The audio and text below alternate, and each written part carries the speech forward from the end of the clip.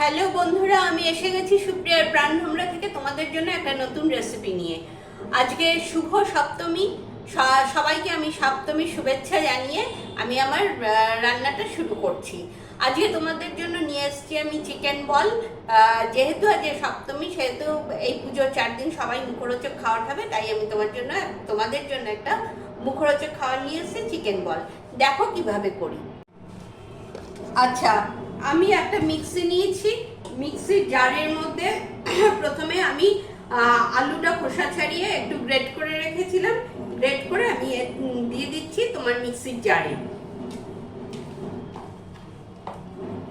আচ্ছা, এরপর দেব আমি চিংড়ি মাছ, প্রনগুলো আমি দিয়ে দেব। এই দেখো,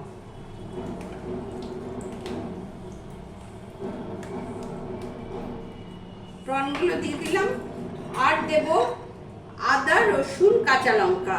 আমি 2টো কাঁচা লঙ্কা নিয়েছি, একটু আদা নিয়েছি, 1 কিলো প্রন নিয়েছি, 2টো আলু গ্রেট করে দিয়েছি, আর 7-8 কোয়া রসুন দিয়েছি।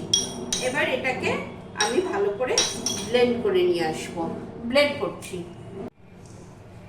এই দেখো, আমি চিংড়ি মাছটা ব্লেন্ড করে নিয়েছি মিক্সিতে।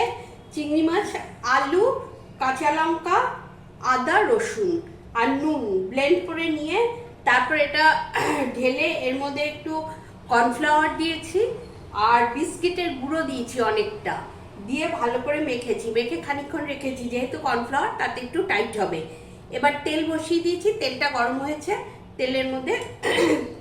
তেলের মধ্যে এবার একটু একটু করে ছাড়বো। এই প্রন বলটা আমি একটু অন্যভাবে করছি। দেখো তোমাদের কেমন লাগে বললো, আমাদের তো ভালোই লাগে।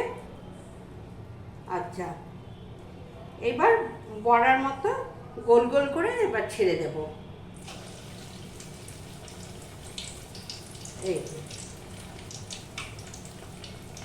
এই দেখো,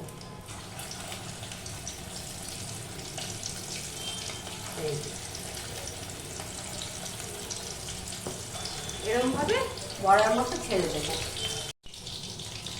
এই খানিকটা ভাজা হয়েছে, তুলেছি, বাকিগুলো ভাজছি। তবে তোমাদের একটা কথা বলছি, তোমরা কিন্তু হাই ফ্লেমে করবে না। যেই তেলটা গরম হয়ে যাবে লো ফ্লেমে দিয়ে তারপর ভাজবে, তা নাহলে কিন্তু ভীষণ পেটে উঠবে। এই দেখো হয়ে গেছে। এবার দেখাচ্ছি, দেখে তোমাদের সামনে থেকে দেখাচ্ছি। তোমরা এটা অবশ্যই করে খেও, ভালো লাগলে আমাকে লাইক কমেন্ট দিও।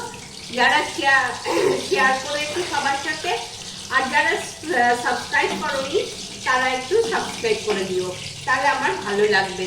এই নাও দেখো, চায়ের সাথে এটা দারুণ, চা কফির সাথে আড্ডায়, পুজোর আড্ডায় বাড়িতে বন্ধুরা এসছে, করে খাবে, খাওয়াবে, দারুণ লাগবে। এই দেখো তোমাদের সামনে থেকে দেখিয়ে দিচ্ছি, এরকম খেও। আজকে তবে আসি, সবাই ভালো থেকো, পুজো আনন্দ করো, টাটা।